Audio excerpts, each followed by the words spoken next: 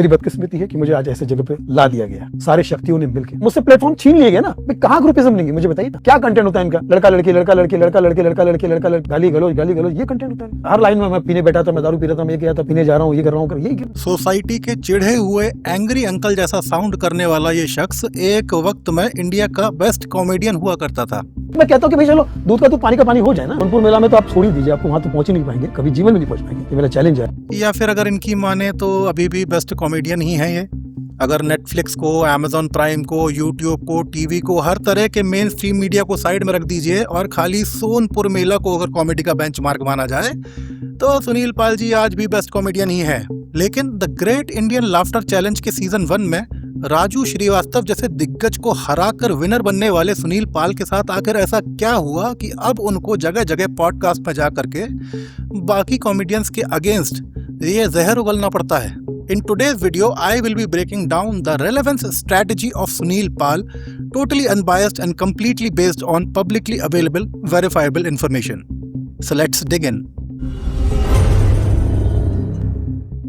The Great Indian Laughter Challenge Season 1 ये सिर्फ एक रियलिटी शो नहीं था, ये वो शो था जिसने हिंदुस्तान के घर घर में टीवी के through stand up comedy as an art form पहुंचाई थी। कपिल शर्मा से पहले, यूट्यूब से पहले, जाकिर खान से पहले, इन सब चीज़ों से बहुत पहले सुनील पाल इस शो के विनर थे। रातों रात सुनील पाल की ज़िंदगी चेंज हो गई। ऐसा नहीं कि सुनील पाल लाफ्टर चैलेंज से पहले काम नहीं कर रहे थे, काम वो कर रहे थे, लेकिन लाफ्टर चैलेंज के बाद सुनील पाल एक हाउस होल्ड नेम बन गए। बिकॉज टीवी की रीच बहुत ही ज़्यादा गहरी होती है। गाँव में, देहात में, tier 1 cities, tier 2 cities, tier 3 cities, हर जगह टीवी देखा जाता था, वो भी उस ज़माने में जबकि इंटरनेट इतना ज़्यादा पॉपुलर था भी नहीं। सुनील पाल पॉपुलर हुए, उनको तमाम शोज मिलने लगे, स्टेज शोज करने लगे, बॉलीवुड में उनकी एंट्री हुई, सपोर्टिंग कैरेक्टर रोल उन्होंने प्ले किए और खुद मूवी भी बना डाली। सुनील पाल का राइज किसी ड्रीम कम ट्रू से कम नहीं था, बिकॉज सुनील पाल की स्टाइल ऑफ कॉमेडी टीवी के लिए ऑप्टिमाइज्ड थी। कैसे हो सालों? इनकी कॉमेडी लाउड थी, कैरेक्टर ड्रिवन थी और एग्जैजरेटेड थी, जो उस जमाने में टीवी देखने वाले लोगों को पसंद आती थी। देखते ही देखते सुनील पाल एक loud but clean mass entertainer उभर के सामने आए। लेकिन जब सुनील पाल का राइज हो रहा था तभी एक और चीज पैरेलल में हो रही थी, वो था evolution of stand up comedy as an art form. Stand up comedy TV से निकल करके यूट्यूब पे आ रही थी और डिजिटल प्लेटफॉर्म्स पे आ रही थी। लाउड और character driven comedy observational comedy से रिप्लेस की जा रही थी और यूट्यूब पे जाकिर खान, AIB, भुवन बाम और इस तरह के तमाम नाम कॉमेडी स्पेस में अपनी पकड़ बना रहे थे। और दिल्ली की सर्दी ये दिसंबर की, मतलब जो चीजें लटकनी चाहिए वो छाती को आ रही हैं। स्टैंड अप कॉमेडी के इस मेन स्ट्रीम मीडिया शिफ्ट के साथ साथ एक और चीज शिफ्ट हो रही थी, वो था ऑडियंस का test. I just love banana. It's such an easy fruit to eat. To eat grapes, you need bowl, plate, पानी. To eat orange, उसका चड्डी उतारो, bandage, उसका bandage उतारो. To eat coconut, you need industrial equipment, skilled labor. जैसे जैसे stand up comedy as an art form evolve कर रही थी, वैसे वैसे ही स्टैंड अप कॉमेडी को पसंद करने वाली ऑडियंस भी इवॉल्व कर रही थी। लेकिन इस पूरे ट्रांसफॉर्मेशन के बीच में सुनील पाल कहीं साइड में खड़े होकर के अपनी सक्सेस एंजॉय कर रहे थे। बस वो ना इवॉल्व हो रहे थे, ना इवॉल्व होने की कोशिश कर रहे थे। हमारा नाम है रतन नूरा, काम करूंगा खत्म पूरा। नतीजा, धीरे धीरे धीरे वक्त के साथ सुनील पाल और उनकी स्टाइल ऑफ कॉमेडी आउटडेटेड हो गई और वो इररेलेवेंट हो गए।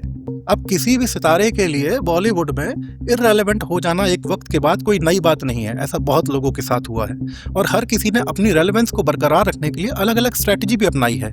किसी ने पसंद किया कि वक्त के साथ लोग उसे भूल जाएं, चलिए कोई बात नहीं, उसने जितना सक्सेस देखा वो उसी में खुश था। किसी ने अपने आप को अपडेटेड रखा, किसी ने अपनी एज के हिसाब से अप्रोप्रिएट रोल करना, अप्रोप्रिएट काम करना शुरू किया। बट सुनील पाल ने इनमें से कुछ भी नहीं किया। इनफैक्ट सुनील पाल ने जो किया उसको सिर्फ एक स्ट्रैटेजिक पिवट के अलावा कुछ नहीं कहा जा सकता, बिकॉज इन्होंने डिजिटल मीडियम को जब अडॉप्ट किया तो एज एन एंटरटेनर नहीं, एज अ रेंटिंग अंकल किया। जो गाली गलौज वाले आतंकवादी है, इनको कलाकार में आतंकवादी कहते हैं, पाले हुए कुत्ते जो भौंकते हैं, ये सब लोग पागल है। लोग अपने आप अपने बाप कह नहीं सके, गाली गलौज का परफॉर्म करके आज यहाँ पर पहुंचे। ये जीरो, ये सारे ही लोग सोनी टीवी के शो में आ जाते हैं ना। एक एपिसोड भी फ्लॉप होना था, मुझे पता नहीं कि औकात क्या है, कुछ नहीं है, तो कौड़ी के लोग हैं, तो कौड़ी के लोग, इनकी कोई औकात ही नहीं है, सिर्फ बोल बच्चन है और खरीदा हुआ व्यूज है और पाले हुए कुत्ते जो भौंकते हैं। ये जगह जगह पॉडकास्ट में जा करके रेंट करने लगे। अपनी क्लीन कॉमेडी का झंडा उठा करके ये हर पॉडकास्ट में जा करके भारतीय संस्कृति के संरक्षक बनते हुए दिखाई दिए और इनके हिसाब से जो भी कोई कॉमेडियन क्लीन कॉमेडी नहीं कर रहा है उसके भक्षक बनते हुए दिखाई दिए।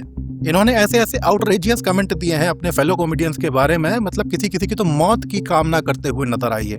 बाढ़ में जाओ, जहां गटर मिले वहां गिर जाओ, जो अच्छा सब कुछ गाड़ी दी जाकर नीचे आके समझ जाओ। तुम्हें तुम्हारी इस दुनिया में कोई जरूरत नहीं है, तुम जितना जल्दी हो सके इस दुनिया को धन्यवाद कर दो। आखिर इतना गुस्सा क्यों? आखिर इतना गुस्सा है भी? मुझे नहीं लगता कि इतना गुस्सा है। ये सिर्फ एक स्ट्रैटेजी है अपनी रेलेवेंस क्रिएट करने के लिए और सुर्खियों में बने रहने के लिए। इसको एक सर्फिंग स्ट्रैटेजी भी कहा जाता है। जैसे कि कोई सर्फर होता है, जब वो सर्फिंग बोर्ड लेकर के समुद्र में जाता है तो सर्फ बोर्ड में कोई इंजन नहीं होता है, कोई फ्यूल नहीं होता है, कोई मैकेनिज्म नहीं होता है, वो सिर्फ एक एग्जिस्टिंग वेव के ऊपर राइड करती है। वैसे ही सुनील पाल जो है एक ऑलरेडी अटेंशन वेव को ढूंढते हैं, उसका हिस्सा बनते हैं और उस पर राइड करना शुरू कर देते हैं। AIB रोस्ट जब आया था उसके बाद ये तन्मय भट्ट और AIB के खिलाफ बातें करते हुए पाए गए। AIB भी जो हुआ था वो उसका फुल फॉर्म आप घर पे नहीं बोल सकते हो, लेकिन उसको प्रमोट कौन कर रहा था? करण जौहर, रणवीर सिंह, आलिया भट्ट। वो सुनील पाल को प्रमोट नहीं करेंगे जो अच्छा काम कर रही है, हम सब नहीं करेंगे। समय समय पर जब भी कोई स्टैंड अप कॉमेडियन अपना किसी भी तरह का काम बाहर निकालता है जो हल्की फुल्की भी कंट्रोवर्सी में अगर आता है तो सुनील पाल किसी न किसी पॉडकास्ट में पहुंच जाते हैं एकदम तेल लगा करके, कंघी करके, कि अब मैं इस कंट्रोवर्सी का हिस्सा बनूंगा और दिखाऊंगा दुनिया को अपनी रेलेवेंस। आज तक लोग मुझे सुनने को तैयार बैठे हैं। भाई जब भी यूट्यूब कॉमेडियंस की कंट्रोवर्सी होती है हमारी, नहीं सबसे पहले सुनील पाल आते हैं हमारी लेने। दरअसल सुनील पाल ये बात नहीं समझते हैं कि लोग आपको सुनना नहीं चाहते हैं। आपके मुंह से जो जहर निकल रहा है, जो रेज बेट निकल रहा है, लोग उसमें इंटरेस्टेड होते हैं। ह्यूमन टेंडेंसी है, हमें गॉसिप पसंद आती है, हमें किसी के खिलाफ उगला हुआ जहर पसंद आता है, हमें नफरत पसंद आती है। अगर दो लोग सड़क पर झगड़ा कर रहे हैं तो उनको देखने के लिए हजारों लोगों की भीड़ जमा हो जाती है। ये ह्यूमन टेंडेंसी है। इसमें सुनील पाल का as a creator, as an artist कोई योगदान है नहीं। क्या सुनील पाल में टैलेंट की कमी है? नहीं। अगर होती तो वो लाफ्टर चैलेंज कैसे जीतते? क्या सुनील पाल में एक्सपीरियंस की कमी है? बिल्कुल नहीं, क्योंकि अगर होती तो वो सोनपुर मेला में हजारों लोगों की भीड़ को कैसे एंटरटेन करते हैं। मैंने अपने पत्नी को फिल्म देखी, रांझना। कौन सी फिल्म? रांझना फिल्म। पत्नी देख कर आई, कहती है मेरे प्यारे रांझना, मेरे प्यारे रांझना। मैंने कहा आगे तो बोल, बर्तन सारे मांझना। ये वही लोग हंसे जिन्होंने बर्तन मांझे हैं। तो फिर सुनील पाल में आखिर कमी किस चीज की है?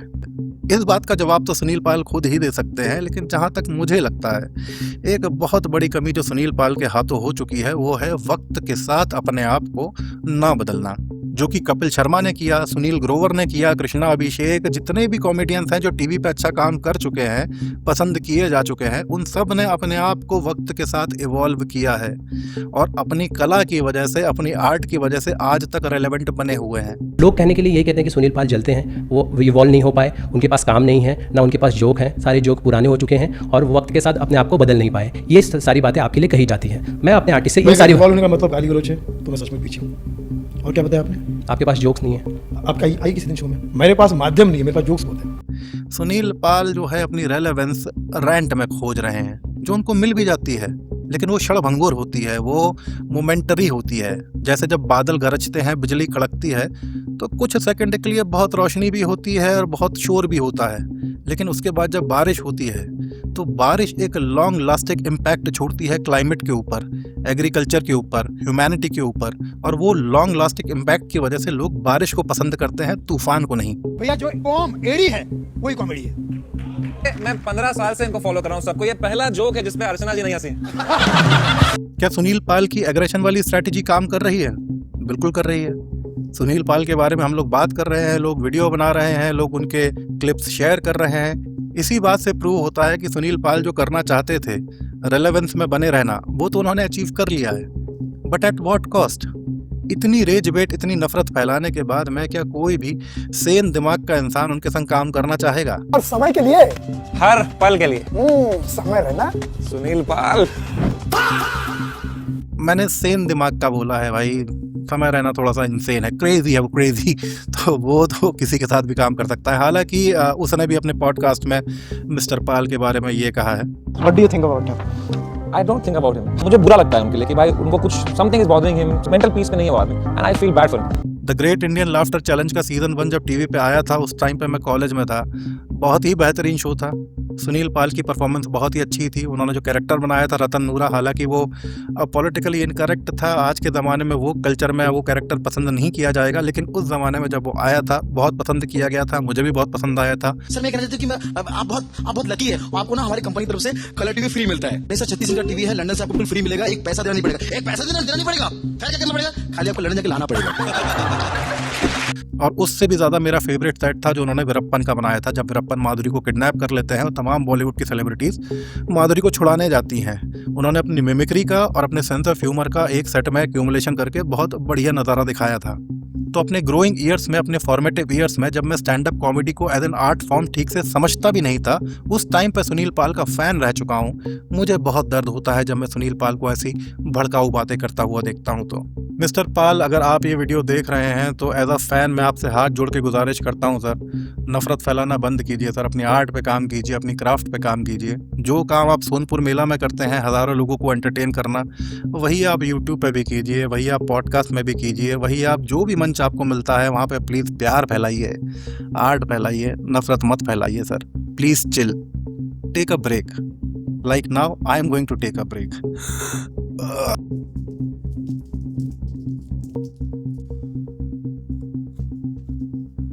अगर आपको इस तरह का कंटेंट पसंद है तो वीडियो को लाइक कीजिए, चैनल को सब्सक्राइब कीजिए और नीचे कमेंट में लिख करके मुझे बताइए कि आने वाले वीडियोस में आप किस पर्सनालिटी का ब्रेकडाउन देखना चाहते हैं, या किसी टॉपिक का ब्रेकडाउन देखना चाहते हैं, या फिर इन जनरल किसी भी चीज़ का ब्रेकडाउन अगर आप देखना चाहते हैं तो कमेंट में लिख के मुझे सजेस्ट कीजिए। धन्यवाद।